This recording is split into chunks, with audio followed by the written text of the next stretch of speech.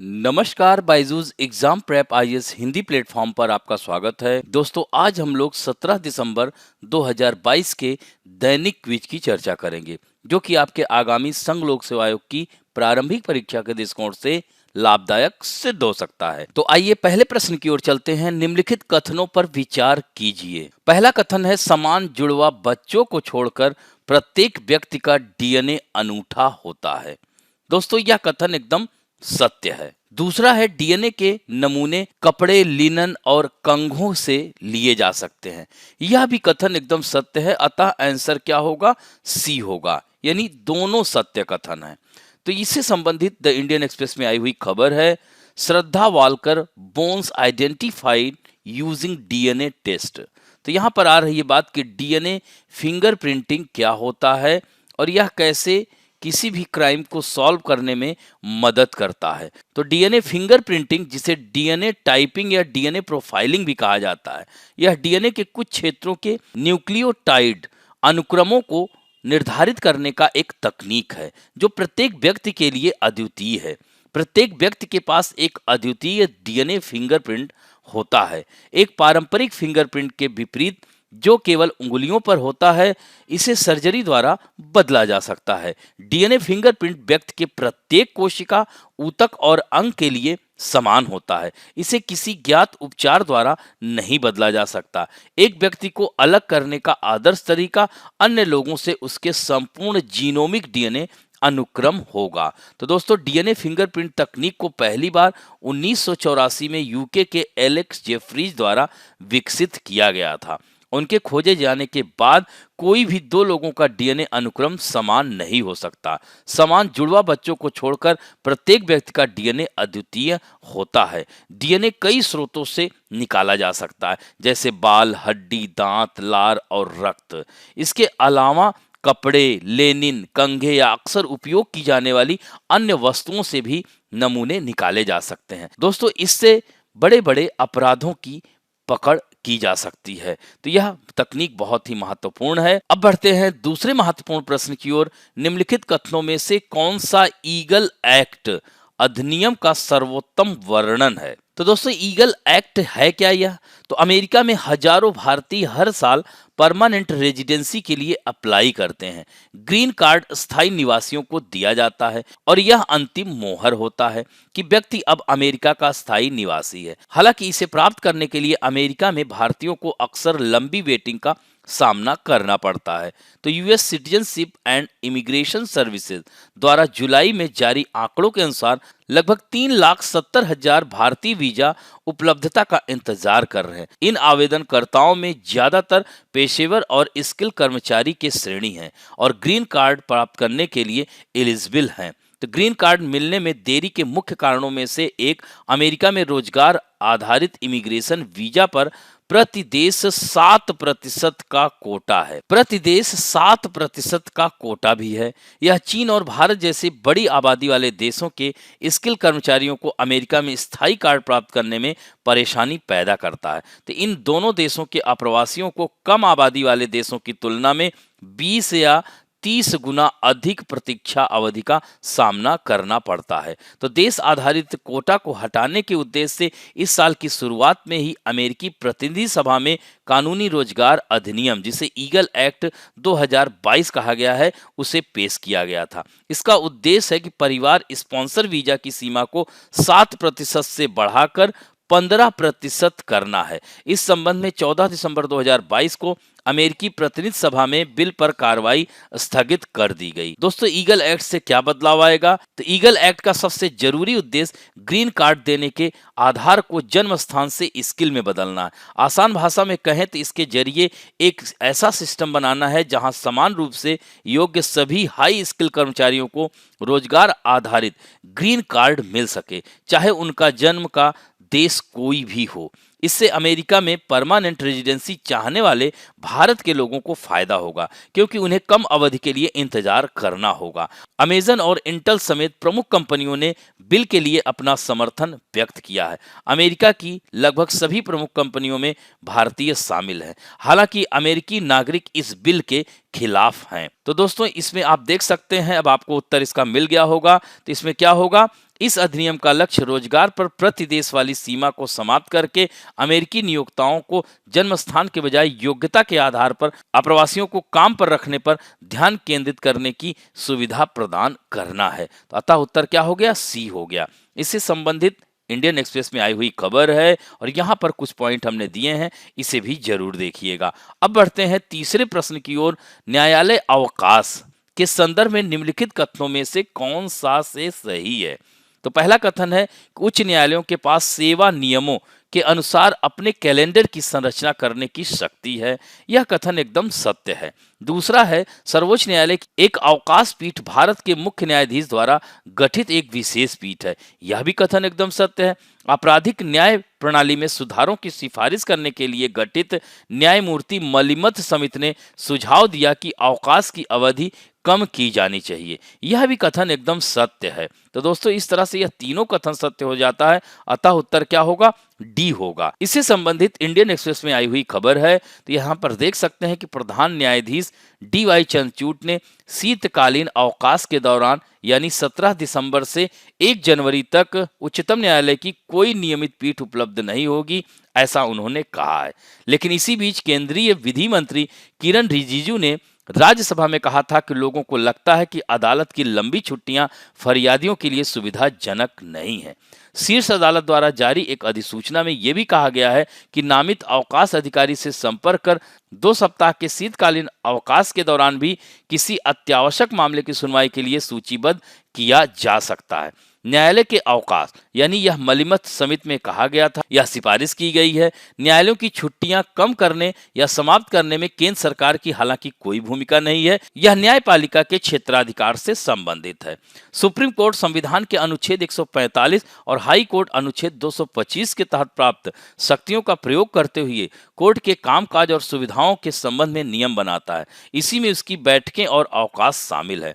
दोस्तों कोर्ट में ग्रीष्मकालीन अवकाश 7 सप्ताह यानी 49 दिनों के होते हैं। इसके अलावा शीतकालीन अवकाश, होली, दीपावली की छुट्टियां, 5-6 दिन की छुट्टी तथा अन्य राजपत्रित अवकाश भी होते हैं। सुप्रीम कोर्ट में शनिवार और रविवार को भी कार्य दिवस नहीं होता है। दोस्तों पूर्व में भी शीतकालीन अवकाश में मुकदमों की सुनवाई के लिए अवकाश पीठ नहीं बैठती थी। अवकाशकालीन पीठें सिर्फ गर्मी की छुट्टियों के दौरान ही बैठती थी। लेकिन सुप्रीम कोर्ट के दरवाजे हमेशा अर्जेंट मामलों के लिए खुले रहते हैं। कभी भी किसी भी मामले में अर्जेंसी होने पर मामला वेकेशन रजिस्ट्रार के समक्ष मेंशन किया जा सकता है। वेकेशन रजिस्ट्रार मामले की तत्कालिकता को देखते हुए केस की जानकारी सीजेआई को देते हैं और अगर मामला बहुत अर्जेंट है तो सीजेआई उस केस पर सुनवाई के लिए विशेष पीठ गठित करते हैं जो कि मामले की सुनवाई करती है। अब बढ़ते हैं चौथे प्रश्न की ओर। निम्नलिखित युग्मों पर विचार कीजिए। यह जो है जीआई टैग पर आधारित प्रश्न है, यानी जियोग्राफिकल इंडिकेशन इसको कहा जाता है। तो जियोग्राफिकल इंडिकेशन उत्पाद और राज्य, तो इसमें दिया गया है गमोशा, यह जो है असम से संबंधित है। अलीबाग का सफेद प्याज महाराष्ट्र से संबंधित है।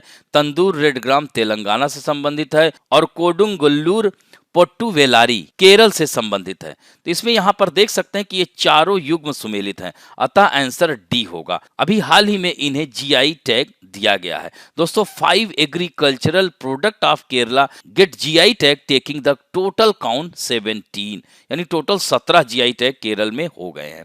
तो इस तरह से यहाँ पर देख सकते हैं केरल के बीन्स, लाल चना, तिल, लहसुन और स्नैप तरबूज नवीनतम भौगोलिक संकेत है जिन्हें पंजीकृत किया गया है।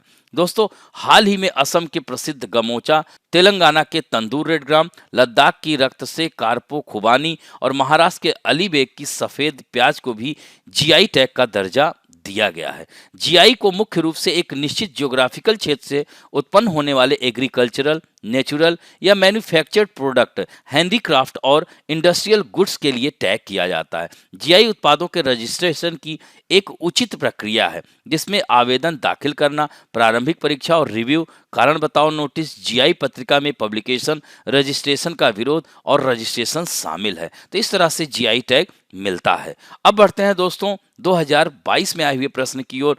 यदि किसी विशिष्ट क्षेत्र को भारत के संविधान की 5वीं अनुसूची के अधीन लाया जाए, निम्नलिखित कथनों में से कौन सा एक इसके परिणाम को सर्वोत्तम रूप से प्रतिबिंबित करता है? तो दिया गया है, इससे जनजातीय लोगों की जमीनें गैर जनजातीय लोगों को अंतरित करने पर रोक लगेगी। अतः यह कथन एकदम सही है। अतः उत्तर इसमें क्या होगा? ए होगा। तो दोस्तों, जैसा कि आप लोगों को पता है, संविधान में कुल 12 अनुसूचियां हैं। तो इसमें 5वीं अनुसूची के बारे में ये कहा जा रहा है कि अनुसूचित क्षेत्रों और अनुसूचित जनजातियों के प्रशासन और नियंत्रण को 5वीं अनुसूची से संबोधित किया गया है। और अनुच्छेद 244(1) में प्रत्यक्ष रूप से अनुसूची 5 से संबंधित है। तो 10 राज्यों में वर्तमान में 5वीं अनुसूची क्षेत्र है, जिसमें आंध्र प्रदेश, छत्तीसगढ़, गुजरात, हिमाचल प्रदेश, झारखंड, मध्य प्रदेश, महाराष्ट्र, उड़ीसा, राजस्थान और तेलंगाना है। तो किसी क्षेत्र को अनुसूचित क्षेत्र घोषित करने के लिए मानदंड इस प्रकार हैं, जैसे जनजातीय आबादी की प्रधानता, क्षेत्र की सघनता और उचित आकार, क्षेत्र की अल्प विकसित प्रकृति तथा लोगों के अधिक स्तर में उल्लेखनीय असमानता। तो राज्यपाल किसी अनुसूचित क्षेत्र की शांति एवं सुशासन के लिए जनजाति सलाहकार परिषद से परामर्श कर नियम बना सकता है। इस प्रकार के नियम आदिवासी द्वारा गैर आदिवासी सदस्यों या अनुसूचित जनजातियों के सदस्यों के बीच भूमि के हस्तांतरण का निषेध या प्रतिबंधित कर सकते हैं और अनुसूचित जनजातियों के सदस्यों को भूमि के लिए आवंटन को विनियमित कर सकते हैं। तो ऐसे में क्या होगा? पहला कथन सही है। अब बढ़ते हैं दोस्तों आज के फैक्ट ऑफ द डे में। HOOCH हूच क्या है? तो दोस्तों, शराबबंदी वाले बिहार के सारण जिले में जहरीली शराब पीने से कई लोगों की मौत हो चुकी है। ऐसे में सत्ता पक्ष और विपक्ष के बीच राजनीतिक हंगामा हो गया है। जिस शराब से लोगों की मौत हुई है वह बाजार में मिलने वाले शराब के मानकों के अनुरूप नहीं होता है। अब सवाल उठता है कि जहरीली शराब कैसे हो जाती है, देसी शराब को कैसे बनाया जाता है। दोस्तों, खराब शराब को हूच क्यों कहा जाता है? तो खराब गुणवत्ता वाली शराब के लिए आमतौर पर हूच शब्द का प्रयोग किया जाता है। यह अलास्का, जो कि अमेरिका का प्रांत है, मूल जनजाति हुचिनो से बना शब्द है। हुचिनो आदिवासियों को स्ट्रॉन्ग शराब बनाने के लिए जाना जाता है। तो ब्रांडेड शराबों को उच्च तकनीक से लैस मशीनों से बनाया जाता है। गुणवत्ता की बारीकी से जांच की जाती है। इसके विपरीत कच्ची शराब बिना किसी गुणवत्ता जांच के जुगाड़ तकनीक की मदद से बनाई जाती है। तो हूच ब्रांडेड शराबों की तुलना में अधिक नशा करता है। तो हूच के साथ समस्या बस यह है कि अगर गलत तरीके से बन जाए तो जान लेना हो सकता है। इससे भी चिंताजनक बात यह है कि हूच का पीने से पहले यह पता लगाना संभव है कि उसका सेवन सुरक्षित है या नहीं। दोस्तों, यह शराब बनती कैसे है? तो यह 2 प्रक्रियाओं से बनती है, एक फर्मेंटेशन, दूसरा है डिस्टिलेशन। तो बियर, वाइन को अनाज, फल, गन्ना आदि को फर्मेंट करके बनाया जाता है। हालांकि फर्मेंटेशन के बजाय डिस्टिलेशन की प्रक्रिया से बनाए गए शराब को अधिक गुणकारी माना जाता है। सभी स्पिरिट जैसे विस्की, वोदका, जिन आदि डिस्टिलेशन की तकनीक से ही बनाया जाता है। दोस्तों, हूच कैसे बनाया जाता है? तो हूच को भी डिस्टिलेशन सिद्धांत से ही बनाया जाता है। सबसे पहले फर्मेंटेशन के लिए एक बड़े बर्तन में स्थानीय रूप से उपलब्ध खमीर और चीनी या फल, अक्सर सड़े हुए फल को गर्म करते हैं। पर्याप्त फर्मेंटेशन हो जाने के बाद इस मिश्रण को एक बेसिक सेटअप का इस्तेमाल कर डिस्टिलेशन की प्रक्रिया शुरू की जाती है और एक बड़े बर्तन में फर्मेंटेशन से तैयार मिश्रण को उबाला जाता है। उबाल से निकल रहे धुएं को एक पाइप की मदद से दूसरे बर्तन में उतारा जाता है। जिस बर्तन में भाप को उतारा जाता है उसे ठंडा रखने के लिए उस पर गीला कपड़ा लपेट दिया जाता है। इस बर्तन में एकत्र हो रहा पदार्थ ही अल्कोहल होता है। फाइनल प्रोडक्ट में अल्कोहल की मात्रा बढ़ाने के लिए बार बार डिस्टिलेशन किया जाता है। तो दोस्तों, कैसे जानलेवा बन जाता है यह हूच?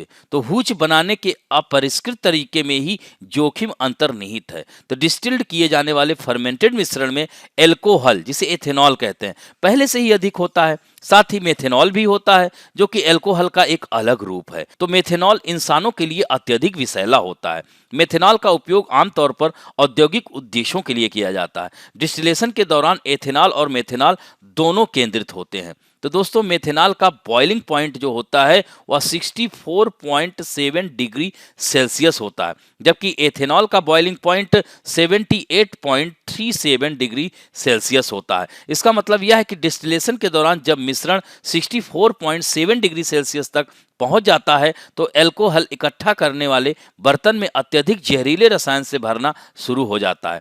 फाइनल प्रोडक्ट को सुरक्षित बनाने के लिए इसे फेंक दिया जाना चाहिए। इसके अलावा 78.37 डिग्री सेल्सियस से ऊपर लेकिन 100 डिग्री सेल्सियस से नीचे का तापमान बनाए रखना महत्वपूर्ण है ताकि उपभोग के लिए सुरक्षित लेकिन स्ट्रॉन्ग शराब मिल सके। तो ब्रांडेड शराब बनाने वालों के पास इस प्रक्रिया की सटीकता बनाए रखने के लिए परिष्कृत उपकरण होते हैं, लेकिन हूच निर्माताओं के पास तापमान नियंत्रित करने का कोई उपकरण नहीं होता। इसका मतलब यह हुआ कि डिस्टिलेशन की प्रक्रिया में सटीकता की कमी से ही देसी शराब जहरीली हो जाती है। इसके अलावा मिलावट भी देसी शराब को जहरीला बनाती है। यही कारण है कि बिहार में इतने लोगों की मृत्यु हो गई, जिस पर राजनीति की जा रही। इसके लिए कोई कठोर कानून बनाना आवश्यक हो जाता है। दोस्तों, आज के लिए आप लोगों के लिए प्रश्न है, जीआई टैग क्या है और भारत का कौन सा पहला उत्पाद था जिसे जीआई टैग मिला था। इस तरह से दोस्तों आज का अंक यहीं समाप्त करते हैं। आशा करता हूं कि आज का भी यह वीडियो आप लोगों को अच्छा लगेगा और यदि अच्छा लगे तो प्लीज लाइक, शेयर, सब्सक्राइब और बेल आइकन दबाना ना भूलें। धन्यवाद।